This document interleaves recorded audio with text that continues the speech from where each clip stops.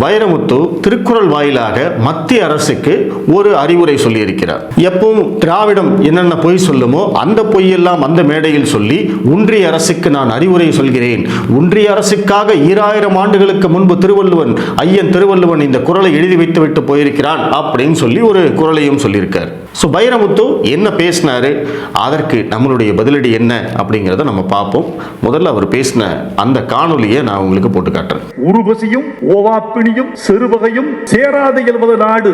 உக்ரைனுக்கு ஒரு குறள், இஸ்ரேலுக்கு ஒரு குறள், ஈரானுக்கு ஒரு குறள், ரஷ்யாவுக்கு ஒரு குறள். அது இந்த குறள்.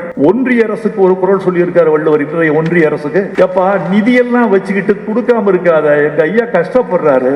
கல்வி நிதியை நீயே சேர்த்து வச்சுக்கிட்டு தர மாட்டேங்கிற, வெள்ள நிவாரணம் கொடுக்க மாட்டேங்கிற, உரிய நிதி வரமாட்டேங்குது. எங்க தமிழ் மாநிலத்தில் இவர் எப்படியோ உருண்டு புரண்டு சமாளிச்சுக்கிட்டு இருக்காரு. இவ்வளவு பெரிய நிதியை வாங்கிட்டு போறீங்க எங்கிட்ட இருந்து, ஜிஎஸ்டி கொடுக்க மாட்டேங்கிறீங்க.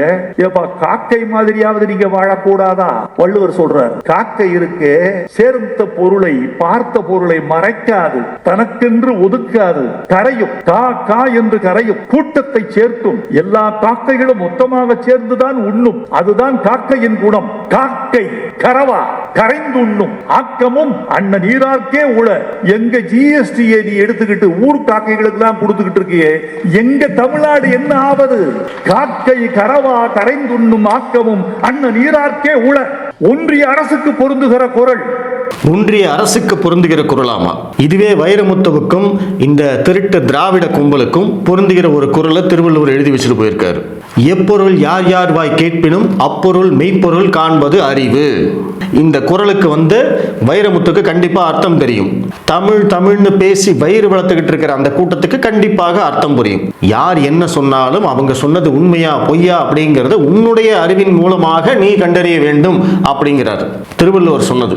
திமுக இங்க நிதி கொடுக்கல, கல்வி நிதி கொடுக்கல, வெள்ள நிவாரண நிதி கொடுக்கல அப்படின்னா அதுவெல்லாம் உண்மையா பொய்யா அப்படின்னு கண்டறியணுமா வேண்டாமா?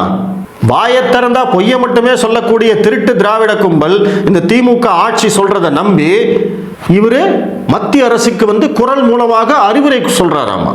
அறிவுரை சொல்றதுக்கெல்லாம் ஒரு தகுதி இருக்கு. அந்த தகுதி எல்லாம் வைரமுத்துவுக்கு கிடையாது.